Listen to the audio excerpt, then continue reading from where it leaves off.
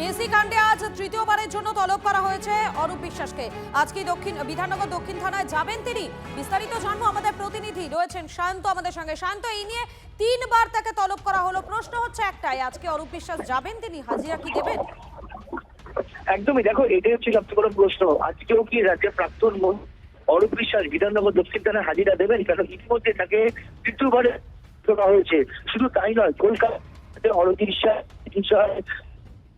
চাইলেও তাকে কিন্তু কলকাতা হাইকোর্ট স্থগিতাদেশ দেয়নি, বরং তাকে বলা হয়েছে তদন্তের সহযোগিতা করতে হবে এবং যদিও তাকে গ্রেপ্তার করা যাবে না, কিন্তু তাকে হাজির হতে হবে।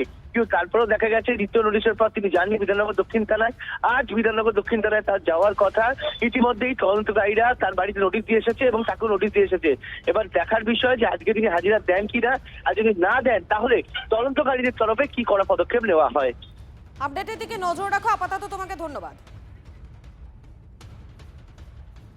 ইন্দুলদা, মেসি কাণ্ড অরূপ বিশ্বাস, মূলত এখন সবার প্রশ্ন যে অরূপ বিশ্বাস হাজিরা দিচ্ছে না কেন, বারবার নোটিশ দেওয়া সত্ত্বেও।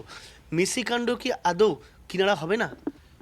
মেসি কাণ্ডেরও হিসেব হবে। যেখানে 10 টাকার জলের বোতল 200 টাকায় বিক্রি হয়েছে, 1000 টাকার টিকিট 15,000 টাকায় বিক্রি হয়েছে, এবং বিভিন্ন ক্ষেত্রে যেগুলো সরকারি পাস সেগুলোকে অবৈধভাবে বিক্রি হয়েছে, তো সেইগুলো, এবং যে চূড়ান্ত অরাজকতা, তার সাথে সাথে ক্রীড়ামন্ত্রী, তৎকালীন ক্রীড়ামন্ত্রী নিজে মাঠে থেকে যেভাবে অসভ্যতা করেছে মেসির সাথে।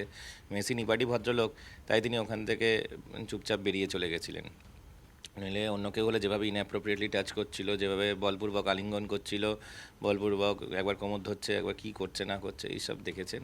আর যেভাবে মবড হয়ে গেছিলেন তিনি, তো পুরো ওটা বলতে পারেন আমাদের বাঙালি যারা আমরা ফুটবল প্রেমী, তাদের আমাদের ক্ষেত্রে বিশাল এক খুব লজ্জাজনক অধ্যায় ছিল সেই দিনটা। শত্রুঘ্ন দত্ত, যিনি আয়োজক সংস্থা, তিনি বলছেন তাকে সব মিলিয়ে বলির পাঠা করা হয়েছিল। আপনি ক্রীড়ামন্ত্রী, এই চেয়ারে বসছেন, আপনি একজন দপ্তরের গুরুত্বপূর্ণ জায়গায় রয়েছেন, আপনি কি সেটা মনে করেন? পুলিশ তদন্ত করছে সেখানে, এবং পুলিশ তদন্তর ইনভেস্টিগেশনে যা আসবে সেটা আমরা বিশ্বাস করি না। এখন আইনের শাসন চলছে, শাসকের আইন নয়। সুতরাং যেরকম আমাদের ইনভেস্টিগেশনের রেজাল্ট আসবে, তাহলে বুঝতে পারবো সেখানে সদস্য কতটা দোষী ছিল, না অরূপ বিশ্বাস ছিল, না মমতা ব্যানার্জি স্বয়ং ছিলেন। এই যে ক্রীড়ামন্ত্রী থাকাকালীন টিকিট টাকা নিয়ে নাম দেওয়ার নাম করে টিকিট বিলি করে দেওয়া, অরূপ বিশ্বাস স্বরূপ বিশ্বাস দুজনেরই যথেষ্ট প্রভাব ছিল, এইটা ক্রীড়া দপ্তর কোথাও কি নিয়ে থেকে তদন্ত করবে? এটা তো যেখানে বিভিন্ন ইরেগুলারিটিস হয়েছে সেগুলো আইনি দিকটা ডেফিনেটলি পুলিশের তরফ থেকে তদন্ত চলছে, সিআইডির তরফ থেকে তদন্ত চলছে।